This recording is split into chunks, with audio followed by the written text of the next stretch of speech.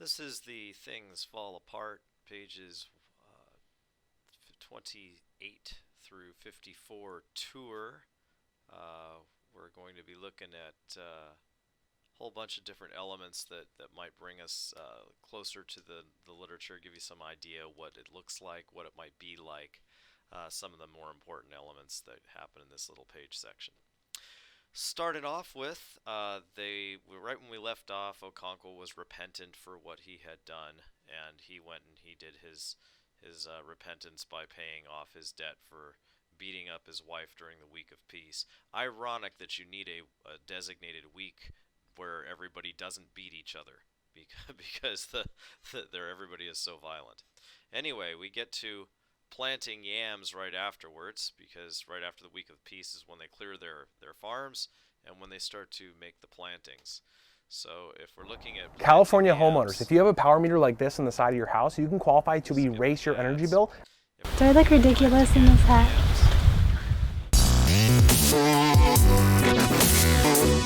yams, Remember those yams we hiked through the woods for, up and up? this is not how to plant yams, the way that they had to plant yams. This does, however, give you some idea what they do. They went and they found them, they dug them up, and now they're planting them and that kind of thing. And it's nice that it makes it very simple. But that's not going to work. Let's have a look at why. This is the way that the flooding goes.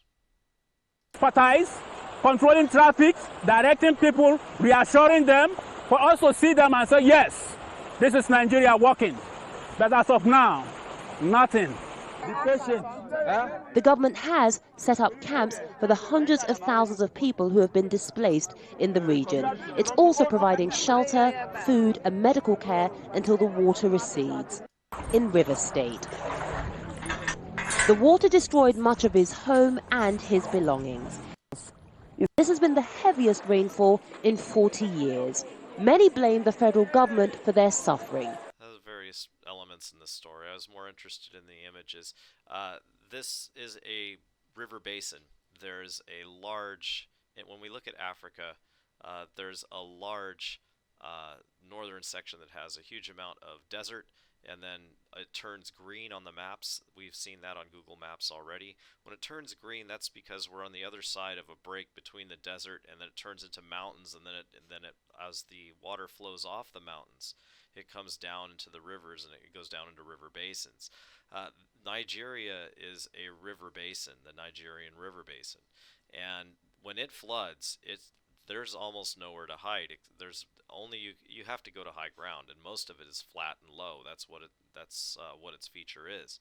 Lots of water, lots of great agriculture, lots of great places to live if you are going to live under traditional methods as people lived in Okonkwo's time. But very difficult when you get into major flooding and stuff like that. You just have to figure out how to stay up. Put your house on stilts, I suppose. So what do they do with the yams? They build them in mounds. They mound up the dirt much taller than everything around it, so that they can shed water, and so that the water will be down around the base of the mound and not drowning out the young yam while it still needs to grow. So they do various techniques, and that's why yam mounds. Here's a picture of yam fufu. You take yam and you just keep mixing it and mixing it and mixing it and mixing it. And I've seen videos of it, and it's just amazing how long they keep mixing it. But eventually, when they get done with it, it turns into almost like a dough ball type of a situation. And yet that's made entirely of vegetable. It's like a potato, and it's already been cooked. So that would be a yam dough ball. And we've got that's from yam fufu. Next, we have vegetable soup. This is a traditional African vegetable soup. We would not say that's vegetable soup because there's meat in it, and we don't want people who are vegetarians or vegans to get upset. But in Africa, they look at this and they go, vegetable soup is mostly vegetables. It doesn't mean we're not going to put meat in it. So their vegetable soup often has lots of other different things in it. But their primary ingredients, of course, the number one thing that makes up most of it, is the vegetables. And then there's Western Africa Senegalese wrestling. This was California interesting to homeowner. me. I didn't know anything about it. I'm not going to show it all for you, but it really shocked me. They'll do lots of tricks. The goal is to get the other man on his back, and anything will count. Trips, punches, kicks, anything that's necessary. So they do actually end up fighting and boxing a little bit and all sorts of stuff, anything necessary to get the other guy on their back. It turned out to be much more violent than what I had thought. If you care to, you can go and find that video. It's not too terribly difficult to find.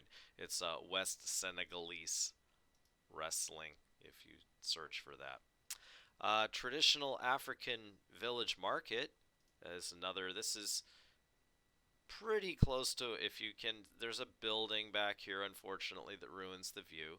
And there's some other modern things, but there's a lot of pieces here that it's just made out of local native branches and woven things, some loose fabric and stuff, which would be relatively representative of something. I mean, it's a lot closer than what any other type of market picture I can get for us would be to what it would be like in Okonkwo's time. But you'd have to be walking through lots of stalls, but the stalls are going to be made out of local materials, more like grass thatch and that kind of stuff, and the local branches and local timber and lumber. But something of that nature, give you some idea of what we're looking at for the village market.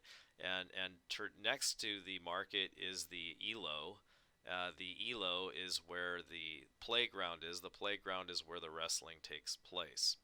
When we're trying to get everybody interested and excited about it, we have the African drums. It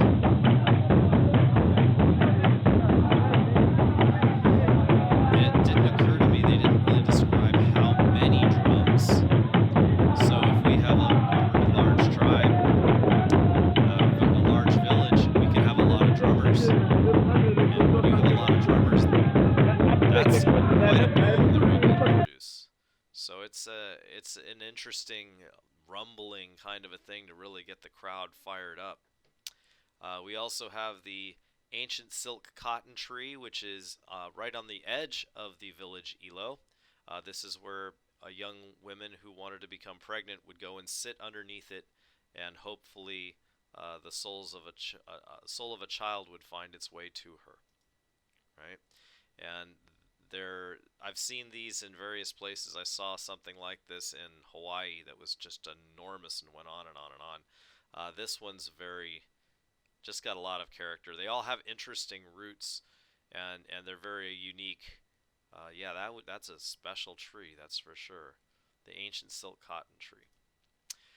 We will also have at the very end of the section that we were reading, there is a locust swarm. And I didn't want to try to show the videos of them. It's too hard to get a proper one. But this is an actual African locust swarm with a person walking through it. It'll give you some idea of how thick that would look.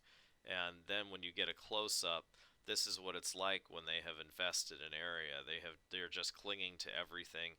If you wait until night, they don't even try to fly away. Their wings are wet and they can't see. So you can just pick them off of everything, and they're everywhere.